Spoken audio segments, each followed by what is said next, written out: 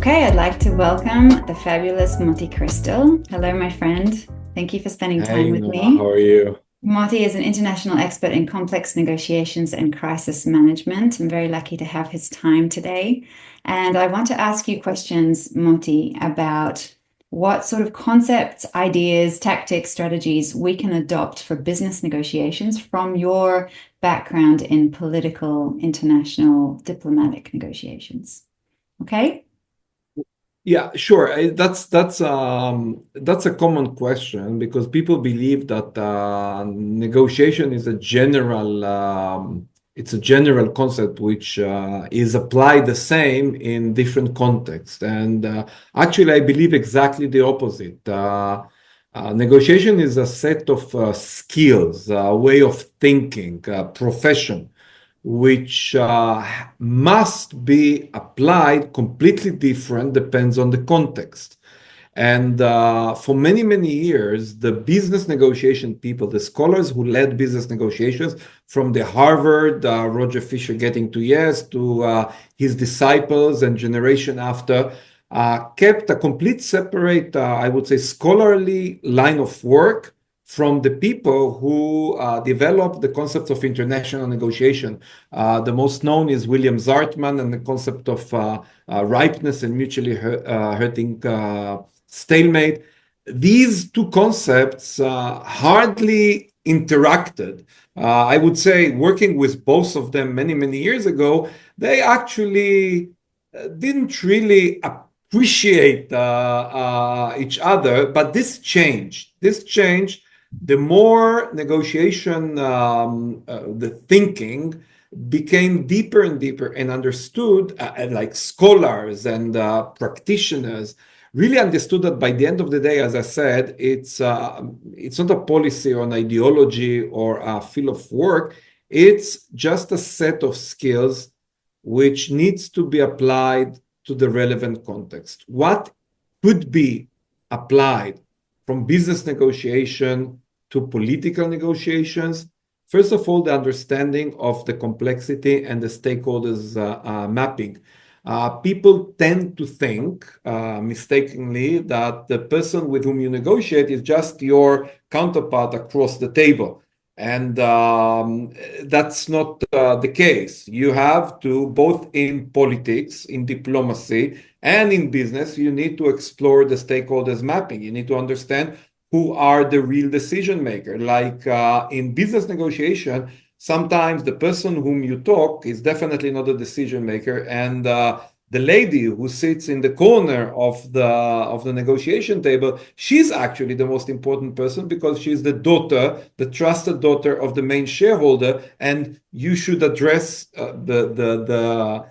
your ideas actually to her or take her into consideration. The same in political negotiations. Sometimes the person whom you think is completely the irrelevant person, he is the trusted advisor of the minister, of the prime minister. So identify the scene and define the stakeholders is something that we can apply on both political and diplomatic, political and business negotiation. The second is, of course, the human interaction. This is, I think, the most common denominator in any negotiations, be it crisis, hostage, business, diplomacy. The fact that you have to profile, once you identify the overall stakeholder mapping, you need to profile the person with whom you negotiate, identify his or her own negotiation pattern, is something which is common. I would say that the major difference between business negotiation and political negotiation is that most of the time in business negotiations, yes, you understand the interest, etc., but most of the time in business negotiations, you can define a quantifiable ZOPA, a zone of possible agreement, which could be quantified with the price range or set of issues, or I would say the financial value of an interaction in business negotiations. In political or diplomatic negotiation, you cannot do that. By the way, take a look at Trump negotiating with Ukraine. Many people believe that it is a political or diplomatic negotiation, but from Trump perspective, it's a minerals deal negotiation. But yet, despite the fact that he looked at it, how can U.S. take advantage of Ukraine natural resources and try to compare it.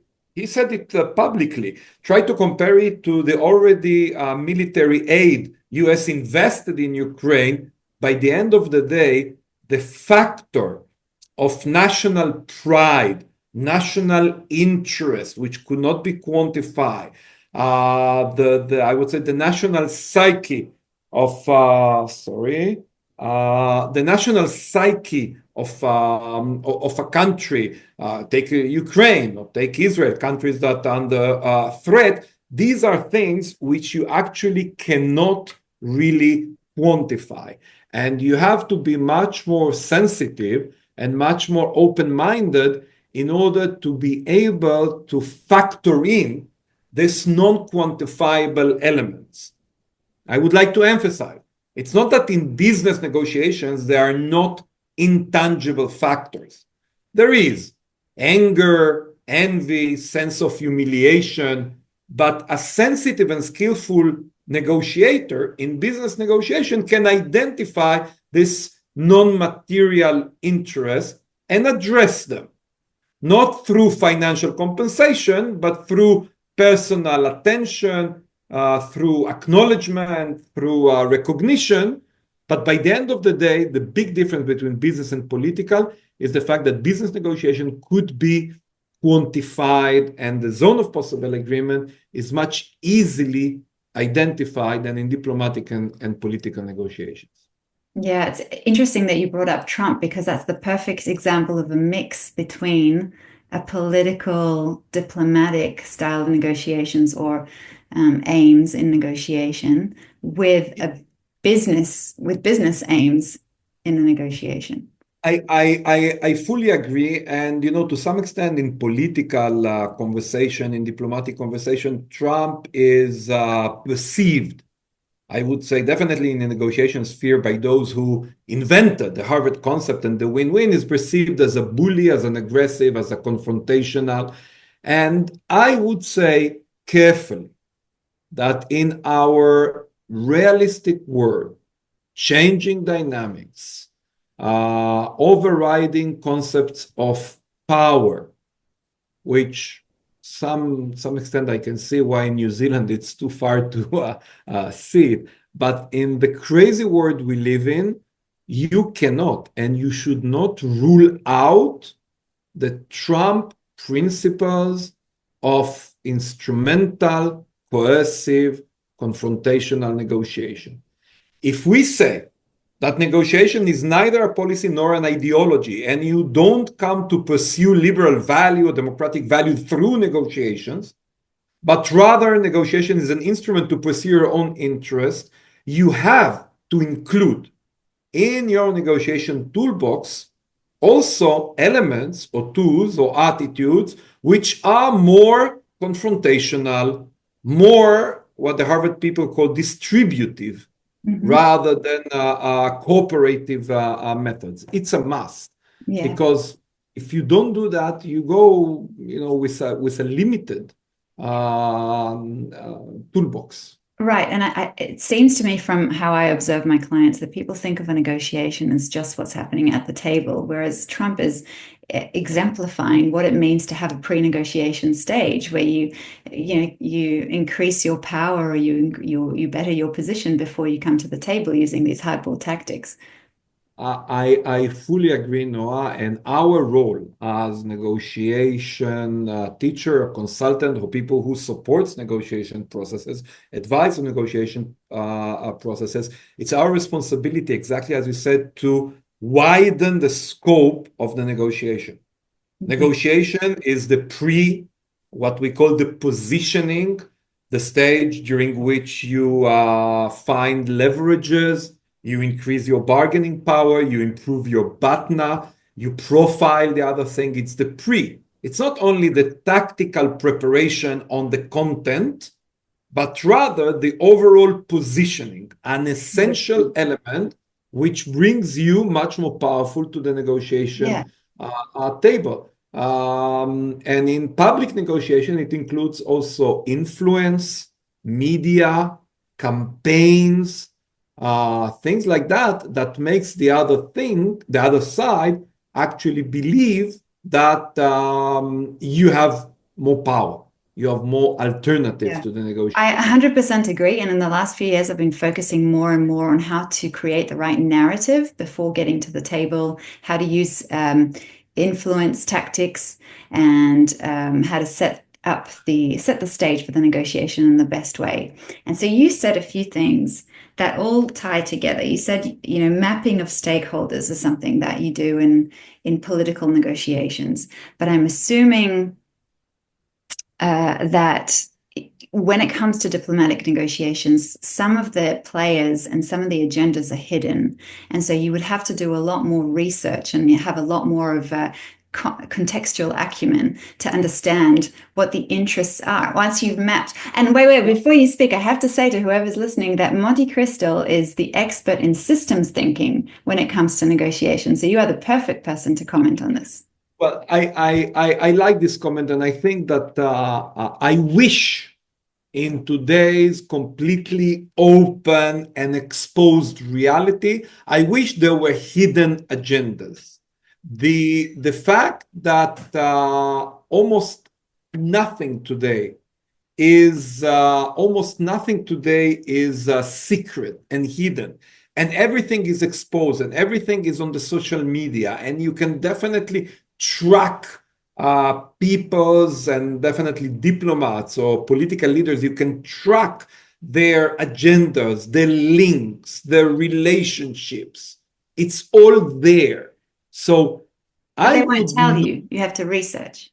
You have to research. Exactly. You have to research. And that goes back to what exactly you said about preparing for the negotiation. If you think that you prepare for the negotiation only through the content, know what you want and what are the issues to discuss, no. One of the things that I think more than a decade persuaded my clients to do is definitely before the era of ChatGPT, is to hire a smart student who will serve as your research assistant and actually will dig. In the past, it was much more challenging. You had sometimes to use human intelligence, which means that you have to interview people before the negotiations and learn about the dynamics. But today, with the all open sources and the use of smart use of ChatGPT, critical use of ChatGPT and AI tools, I would say almost that there are hardly any secrets and hardly any hidden agenda to the extent that you cannot discover them.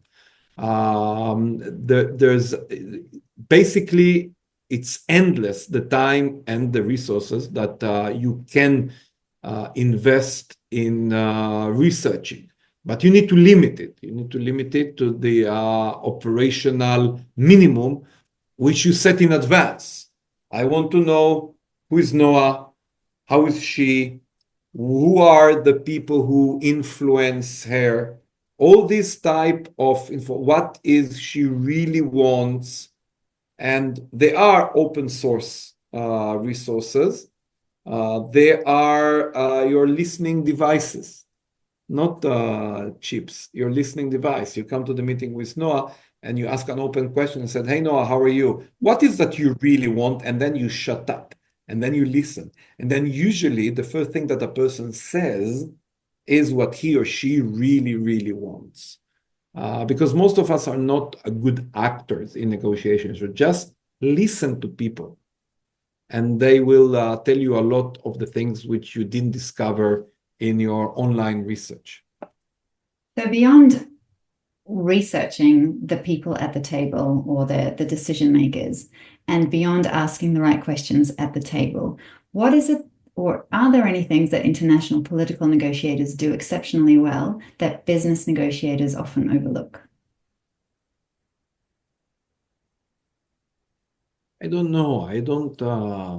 I don't really think highly of diplomatic and political negotiators. Well, I'll give you an example. There's a lot that I'm assuming that when you were involved in international negotiations, you had a strategy towards media, or you were thinking about the audiences involved in the negotiation, and you had a strategy around that. Whereas when I observe business negotiations, there's not so much I effort put into that.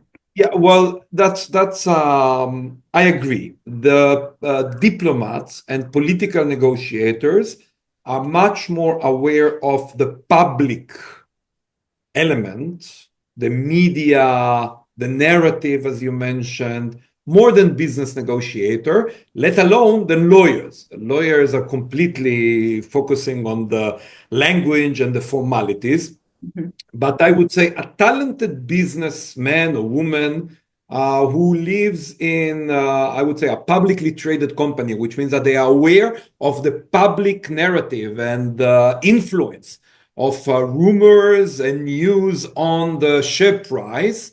Those people, when they come to the negotiation table, they are aware of the public elements.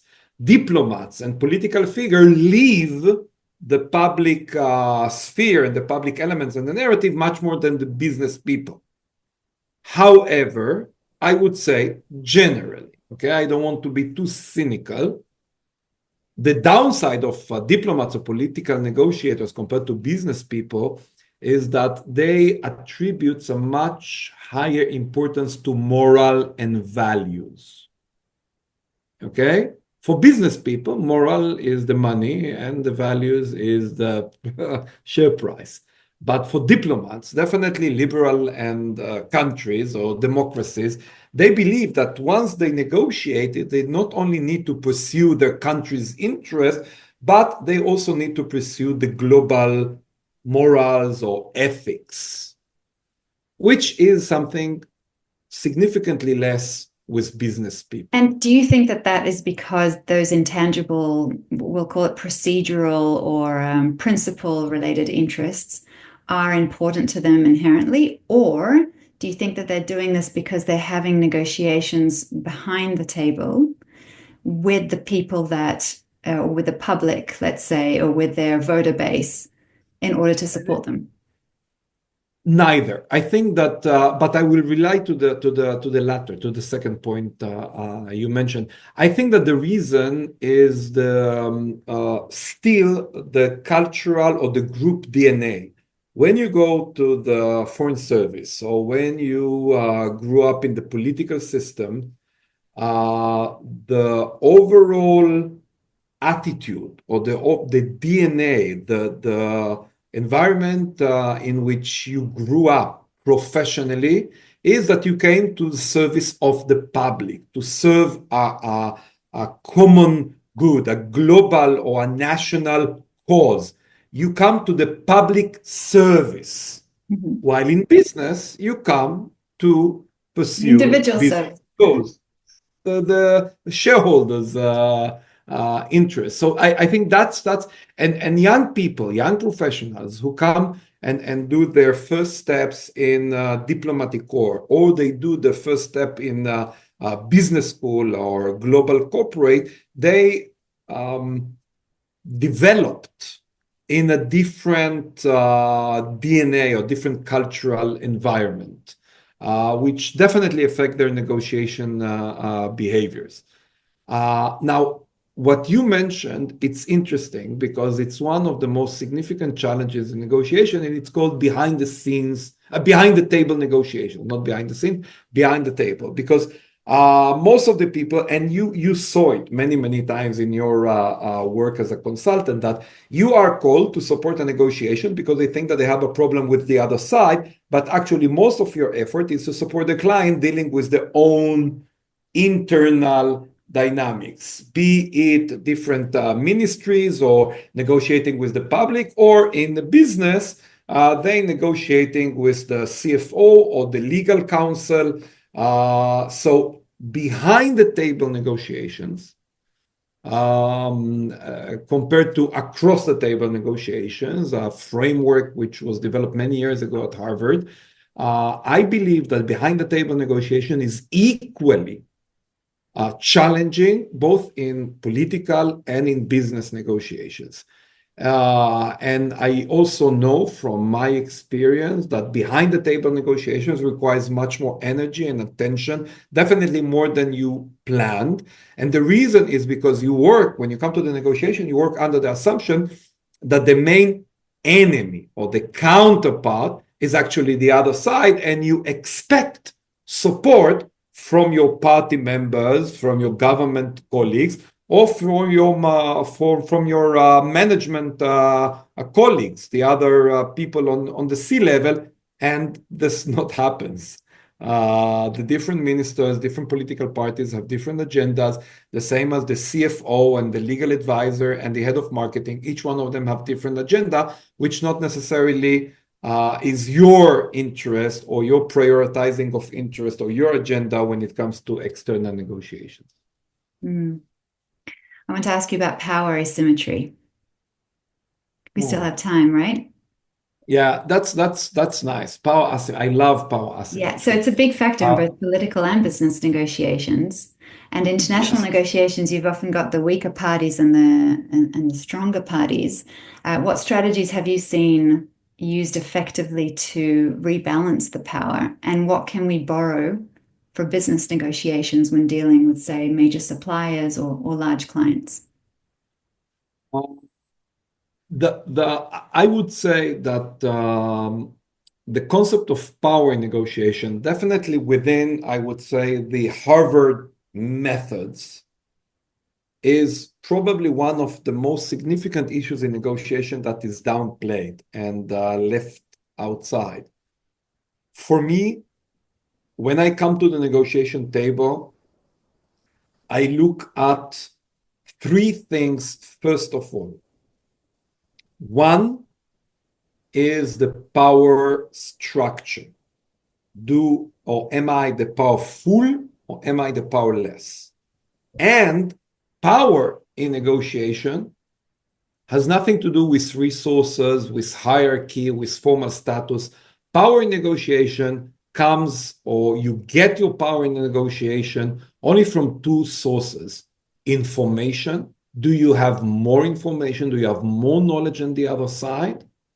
And alternatives. If you have better alternatives, or if your cost of no deal is lower than the cost of no deal of the other side, you have more power. This is why this is the first thing I look. I'm like, first, in parallel, one eye I look at the stakeholders mapping, and the second eye I look at the power structure. And if you understand that you have no alternatives, that the cost of no deal is very high for you, which means that you must have the deal, Zelensky compared to Trump, okay? Or negotiating with a single source supplier, okay? Or negotiating with your wife. When you have no alternative, when your cost of no deal is very, very high, you are the powerless. And it is extremely important to acknowledge that to yourself. Let me tell you a secret. People hate to feel powerless in life, let alone in negotiations. So the fact that I do the analysis, I understand that my cost of no deal is very, very high. This is a shocking experience. And most of the people, when they realize that, no, they do the terrible mistake and they play as they have the power. No. Zelensky in the Oval Office had to understand, and his people were forced to prepare him. Who's Trump? And by the end of the day, Ukraine cannot rely on France and UK. Ukraine in the war, in its war with Russia, relied only on the US. So the cost of no deal of Zelensky is extremely high. Mm-hmm. And in his performance in the Oval Office, he didn't act as he didn't have the power. That was his tactical mistake. And of course, Trump and J.D. Vance showed him actually what is the real thing. So first, you understand the power balance. Second, you do the stakeholders mapping. The third element, I will come back to power in a second. The third thing that you look, which is, again, many times neglected, is the concept of time. And you ask yourself at the beginning of the negotiation, does time work in my favor? Or does time works against me? Which means if I will prolong the negotiations, will I be more powerful or I will lose? And If I do a quick negotiation, that's once you have these three elements, you can then come to the design table and think to what extent you can negotiate, or what should be your negotiation strategy, or negotiation, what should be your negotiation strategy? And if you are the powerless, don't play as you have the power. There are several strategies, which we will not go into it. We will need to meet. I will need to meet your students, and we'll see. So you said there are two sources of power, information and alternatives, and there's another element of time. So when it comes to political negotiations, I would think that alliances play a big role, but you're saying that that falls under either alternatives or sources of information. No, I think alliances, I'm smiling because alliances is one of the strategies of weak parties. Coalitions, once you understand that you're the weak party, that you're the powerless, one of the main strategies which you can use in order to equate the table is to build coalitions, either build coalitions with other powerless parties. The best example is, I'm sure that you have it in New Zealand, the Association of Pharmaceutical Companies, or the Association of Banks, or why? Because each one of the banks, despite the fact that they are very, very powerful corporates and entities, but each one of the banks, when they come to negotiate with the regulators, with the government, they are weak. But if there's a union of banks or the Association of Pharmaceutical Companies, now they have a significant power vis-a-vis the government. This is why they form a coalition. And that's a classic example where powerless parties actually build a coalition in order to equate the table with more powerful actors. This is one of the strategies. Okay. Moty, thank you so much. Where can people listening learn more about your work? Because they should. Google Moty Cristal with the right spelling, and probably there are some open source, there are some writings, and a lot on the web has to do with my night job, which is negotiating with cyber criminals. It's a fascinating. We were doing some work on that together, Noah. So and some of the talks describe this magnificent and fascinating world of negotiating with cyber criminals, which captures a lot of the things that we discussed. The lack of alternatives, being powerless, using human dynamics in order to steer the negotiation towards in your favor. So there are a lot of resources, and I think that the most important thing is that I have to come and teach a little bit there in New Zealand, distance myself from the crazy Middle East. Yes, we'll have to arrange something. Thank you so much. Lovely to speak to you.